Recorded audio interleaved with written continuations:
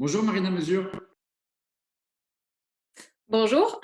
merci d'avoir accepté mon invitation. Marina, tu es la chef de file de la France Insoumise pour les élections régionales en PACA, les élections de juin prochain. La FI était engagée depuis janvier dernier avec le Parti socialiste, le Parti communiste français, des responsables et des militants d'Europe Écologie Les Verts, Place Publique Génération, mais aussi beaucoup de collectifs citoyens.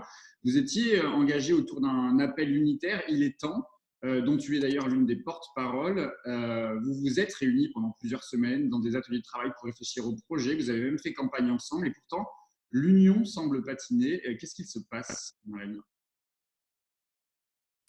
Oui, bah déjà, merci de l'invitation. C'est important qu'on puisse aborder ces questions des régionales qui, de fait, ne passionnent pas les foules, mais pourtant touchent des sujets du quotidien. Alors, effectivement, bon, peut-être quelques mots de contexte sur l'état d'esprit qui est le nôtre à l'entrée de cette campagne. C'est que, bon, évidemment, nous avons fait le constat depuis un certain temps que le contexte politique était extrêmement particulier, que nous sommes dans une crise sans précédent, avec des conséquences humaines et sociales dramatiques, et que la région PACA ne fait pas exception. J'aimerais quand même rappeler, et je pense que c'est important pour poser les bases du débat, c'est que nous sommes à plus de 800 000 personnes vivant sous le seuil de pauvreté. Nous sommes à un demi-million de personnes, de demandeurs d'emploi, des fermetures d'entreprises qui s'accélèrent, la pauvreté qui explose, les inégalités qui se creusent. C'est autant d'indicateurs extrêmement préoccupants qui nous obligent à agir partout où nous le pouvons. Et nous pensons à la France Insoumise que l'échelon régional est un échelon pertinent pour agir. Et c'est pour ça que nous nous sommes investis pleinement dès janvier dans la dynamique unitaire, parce que nous pensons qu'à l'échelle régionale, on peut entamer un certain nombre de chantiers pour répondre à l'urgence sociale, sanitaire, mais aussi écologique et démocratique. Alors, en janvier, comme tu le disais, on s'est retrouvés, 11 organisations politiques. Nous étions tous autour de la table, en fait, en janvier, puisqu'il y avait même Europe Écologie des Verts, qui, quelques jours après le lancement, finalement, de cet appel unitaire, décide de faire cavalier seul, en quittant la dynamique unitaire pour créer le pôle écologique.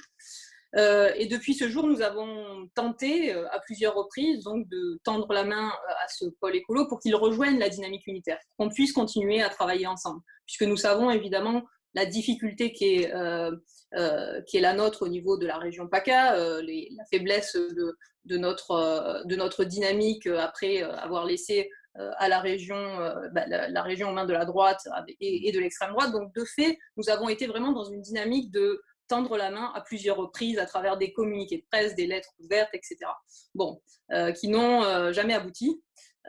Et aujourd'hui, à une semaine, 2 semaines du dépôt des candidatures, il y a visiblement un début de discussion qui se crée, mais étrangement, c'est une discussion qui se crée pas avec tout le monde.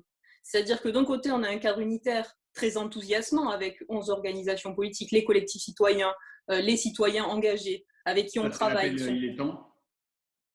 Exactement, c'est l'appel il est temps. On construit depuis plusieurs semaines nos axes programmatiques.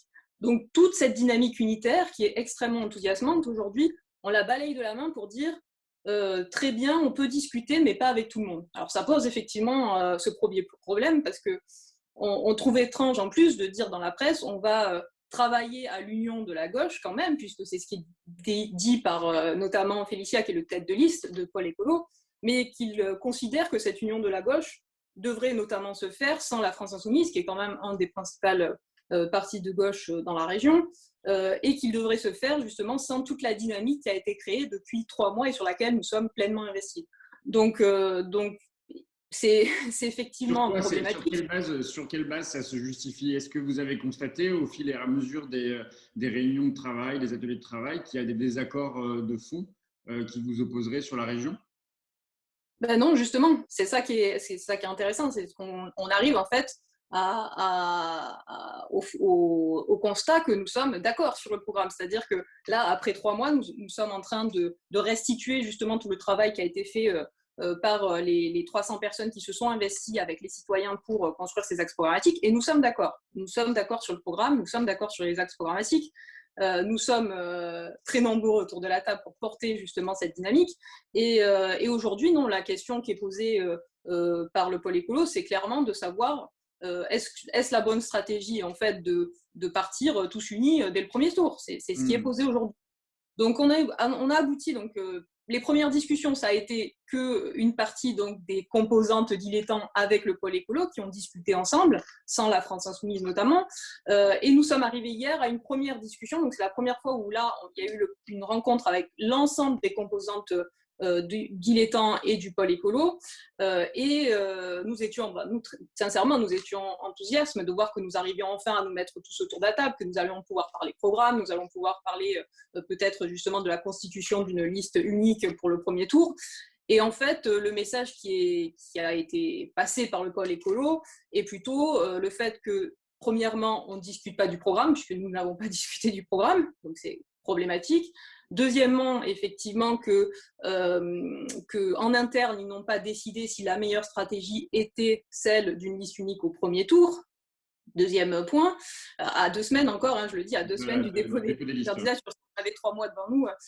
Troisième point, c'est le fait que la constitution donc d'une union de la gauche, ils n'ont pas mentionné si effectivement elle pouvait inclure la France Insoumise. Donc ça serait un périmètre qui pourrait peut-être intégrer le Parti communiste, mais pas la France Insoumise. On y travaille, on ne sait pas si le périmètre est toujours celui-ci. Troisième point, c'est le préalable d'imposer aux 11 organisations politiques qui travaillent ensemble depuis 3 mois, aux collectifs citoyens, aux citoyens qui sont dans les temps, une tête de liste écolo, donc à travers Félicia, qui n'est quand même pas de notoriété régionale et qui est aujourd'hui crédité à 8% dans les sondages. C'est quand même le seul candidat qui est aujourd'hui déclaré et qui, depuis qu'il est déclaré, baisse dans les sondages. Parce que si vous vous rappelez, ils étaient à peu près, le pôle écolo crédité il y a quelques mois à 11%. Aujourd'hui, ils sont crédités à 8%. Donc, comment réagissent les autres organisations associatives, politiques face à cette exigence presque du pôle écolo?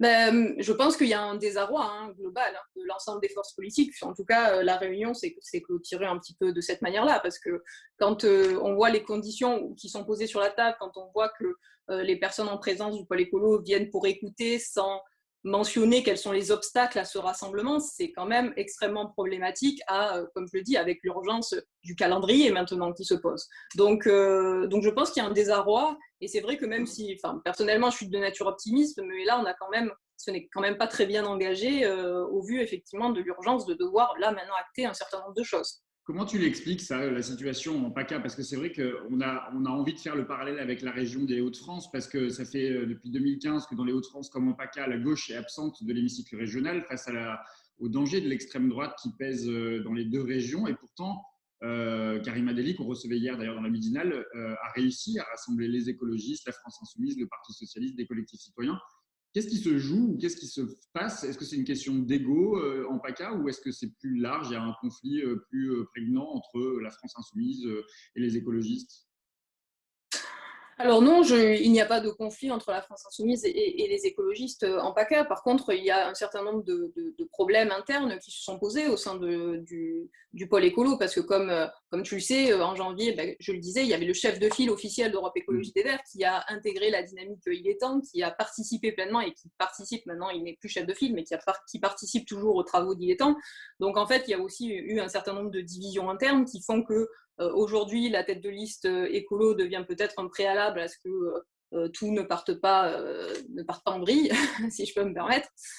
Et donc, c'est pour ça qu'on est dans cette impasse. Mais aujourd'hui, on doit dépasser cela. L'urgence est trop importante. Les responsabilités qui sont les nôtres en vue de cette élection sont trop grandes. Donc, d'imaginer qu'on ne puisse pas dépasser cela et qu'on soit toujours justement sur ce positionnement qui n'est pas sérieux, au vu de ce qui nous attend. Dans ce contexte, il y a eu aussi la candidature d'une liste de rassemblement de la gauche et des écologistes d'Olivia Fortin, qui est adjointe au maire de Marseille. On recevait d'ailleurs Olivia Fortin la semaine dernière dans la midinale. Elle assure, elle, vouloir le rassemblement de toutes et tous. Ça peut être sa candidature qu'elle propose. Elle propose peut-être une autre candidature si les personnes sont mieux placées. Qu'est-ce qui ne va pas ou qu'est-ce qui a coincé avec la démarche d'Olivia Fortin? Sincèrement, la candidature d'Olivia Fortin n'est pas très opportune. Pourquoi? Parce que aujourd'hui, il s'agissait, je pense, d'un rapport de force que le PS a essayé de mettre en place avec le pôle écolo, justement, pour qu'il n'y ait plus cette opposition inflexible par rapport à la question de la tête de liste. Mais aujourd'hui, je pense que si nous voulions un réel rapport de force avec le pôle écolo pour pouvoir avancer sereinement et se dire qu'on travaille tous ensemble pour constituer une liste unique, il aurait fallu que ce rapport de force vienne de Il est temps, c'est-à-dire vienne de la seule dynamique unitaire aujourd'hui et le seul cadre unitaire qui existe en PACA. Aujourd'hui, Olivia Fortin n'a pas signé, n'a pas rejoint le cadre unitaire, puisque en janvier, elle a refusé de signer l'appel Il est temps. Donc, ce n'est pas une candidature qui est poussée par un ensemble de collectifs, par un ensemble d'organisations politiques. Et donc, c'est en ce sens que personnellement, je considère que ce n'était pas très opportun de passer de cette manière-là. Mais après, elle s'est expliquée effectivement sur le fait que c'était un rapport de force avec le pôle écolo, mais on aurait tout à gagner à partir collectivement. Comme vous le savez, nous, à la France Insoumise, par exemple, nous n'avons déclaré aucune tête de liste parce que nous privilégions le rassemblement, parce que nous voulons que ça fonctionne, parce que nous voulons que, dans le cadre qui a été constitué, là encore, qui est extrêmement intéressant, on puisse faire sortir au consensus une tête de liste qui rassemble tout le monde autour de la table, qui ne soit pas clivant. Donc, c'est l'objectif qui est le nôtre. Et donc, effectivement, la candidature d'Olivia Fortin ne me semblait pas... Je ne la comprenais pas au vu de ce que nous étions en train de construire dans Il est temps et dans le cadre unitaire. Comment sortir par le haut de la situation? Parce que tu le disais, on est à 2 semaines ou un peu plus ou moins, je ne sais plus d'ailleurs, il y a quelques jours en tout cas, du dépôt des listes au régional. Ça va être quoi la proposition de la France Insoumise? Ça va être de dire soit on y va tous ensemble, soit tout le monde y va séparé. De toute façon, si on y va séparé, la gauche sera effacée au second tour. C'est les seuls arguments que vous avez pour convaincre tout le monde? Moi, je pense que l'urgence, c'est de se structurer et d'avancer dans le cadre unitaire qui a été constitué, parce que c'est celui-ci qui va pouvoir, à un moment donné, porter un espoir, ouvrir un horizon intéressant pour la région PACA. Et ce cadre, il est, comme je le disais, extrêmement intéressant. Donc, c'est à travers ce cadre, il me semble, qu'on est en capacité de proposer quelque chose et qui permettra, là encore, avec la porte ouverte au pôle écolo. Et si on arrive à être tous ensemble, c'est une excellente nouvelle, mais il doit partir du cadre unitaire, il doit partir de ce qu'on a construit sur les bases programmatiques, sur lesquelles on s'est retrouvés, sur lesquelles on est allé faire des marchés, on est allé tracter ensemble les organes politiques, les collectifs citoyens. C'est de ça, c'est ça qui va être porteur d'espoir, je pense. Donc c'est de là que tout doit partir. Et nous, effectivement, ce qu'on fait aussi au niveau de la France Insoumise, c'est que nous portons, la seule dynamique qui est portée un peu plus individuellement par la France Insoumise, c'est le fait de se dire comment on va aller chercher aussi les abstentionnistes, comment on va aller mobiliser les classes populaires. Et c'est pour ça que nous avons lancé une autre dynamique, en fait, une dynamique qui s'intègre totalement dans le cadre unitaire avec PACA Populaire. Vous allez venir justement sur ce site que vous avez lancé le week-end dernier, PACA Populaire. Qu'est-ce qu'il recouvre selon toi, ce mot populaire? Populaire, c'est l'idée à un moment donné qu'on soit capable que les gens se saisissent en fait de l'outil politique. C'est-à-dire qu'on veut aujourd'hui, au niveau de la région PACA, qu'il y ait accomplir la pleine promesse de la citoyenneté dans la cité, la citoyenneté dans l'entreprise, la citoyenneté sur le lieu de travail.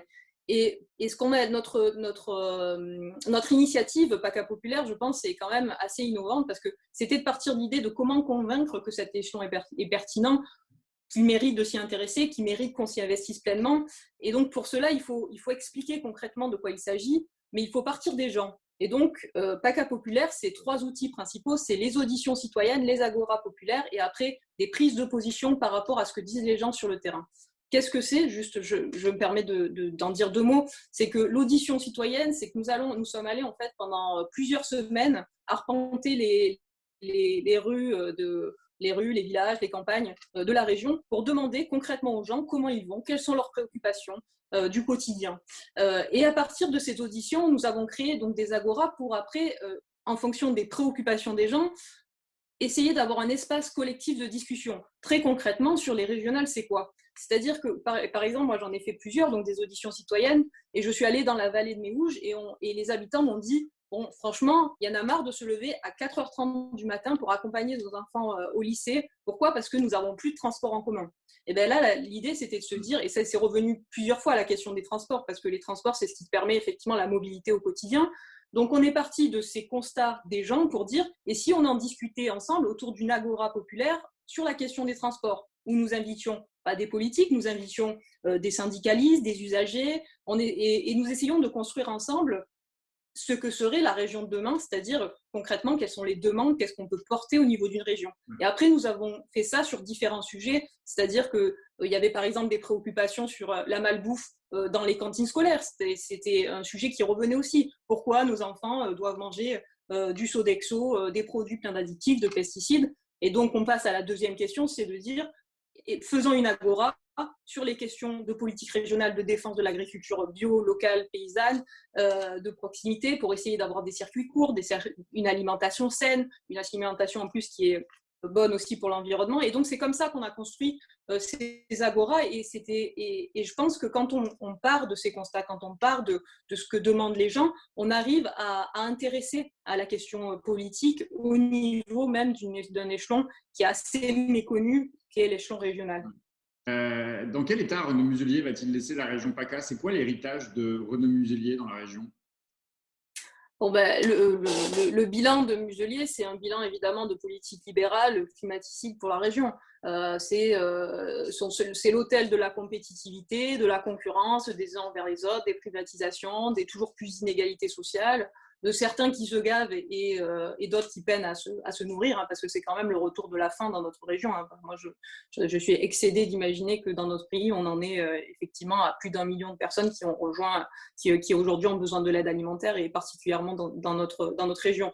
Donc c'est ça aujourd'hui le bilan, c'est des subventions sans contrepartie sociale, sans conditionnalité de respect des normes environnementales, des diminutions des dotations pour les associations, la libération du rail. Donc c'est vraiment un constat de politique libérale très concrètement.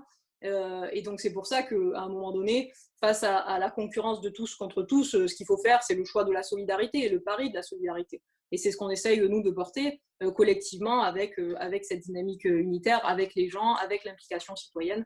Et c'est ce qui va, à un moment donné, ouvrir une nouvelle fenêtre, un nouvel horizon, un peu plus d'espoir pour avoir des changements sociaux et écologiques importants dans notre région. J'ai une dernière question pour toi, Marina. Tu as un parcours de militante syndicale. Je pense que tu as dû être attentive aux résultats justement des élections professionnelles dans les TPE et les PME. La participation s'est élevée à 5%. La CGT est arrivée en tête, 10 points devant la CFDT, mais quand même, cette participation très faible, qu'est-ce que ça t'inspire, toi, la syndicaliste ? Évidemment, personne ne peut se réjouir d'un si faible taux de participation. C'est extrêmement inquiétant parce qu'en plus, les élections sur les très petites entreprises concernent quand même 5 millions de salariés. Donc, on parle quand même de millions de personnes qui sont impactées directement par ces élections professionnelles.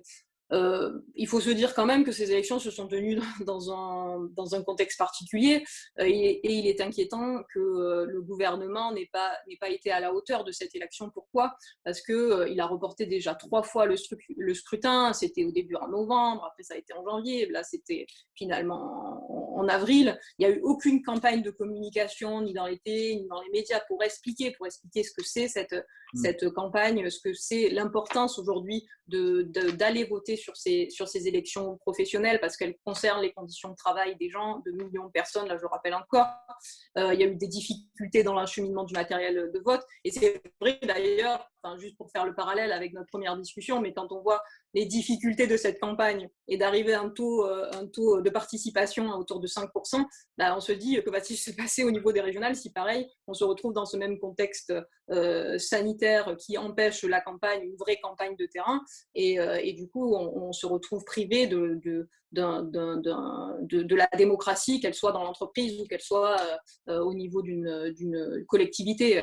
Donc extrêmement préoccupant et il faut effectivement qu'on soit en capacité demain d'avoir les moyens, et l'État a un rôle important, d'avoir les moyens de pouvoir informer concrètement les gens sur ce qui se passe, quel est l'intérêt de ces élections, quel est le rôle des organisations syndicales, parce qu'aujourd'hui, elles sont encore très méprisées par la sphère médiatique pour justement expliquer qu'elles sont là pour défendre les salariés. Mais ça me fait penser, juste sans être trop longue, mais il y avait une période pendant l'histoire où on avait des moments, des élections. Je pense notamment quand nos grands-parents nous parlent dans les années 80 où il y avait le vote pour les administrateurs de la sécurité sociale ou au niveau des prud'hommes, et que c'était une journée qui était dédiée, il y avait des campagnes, donc il y avait des taux de mobilisation extrêmement importants, mais c'était parce qu'il y avait une réelle volonté de faire vivre justement la démocratie dans l'entreprise à travers les organisations syndicales. Et donc, aujourd'hui, tout ça n'existe plus. Donc, de fait, les personnes ne sont plus mobilisées sur ces élections, mais c'est très préoccupant. Merci beaucoup Marina, et on suivra évidemment avec attention la suite des discussions avec les autres partenaires de la gauche et des écologistes dans la région, puisque je crois qu'on... Merci à toi. Merci.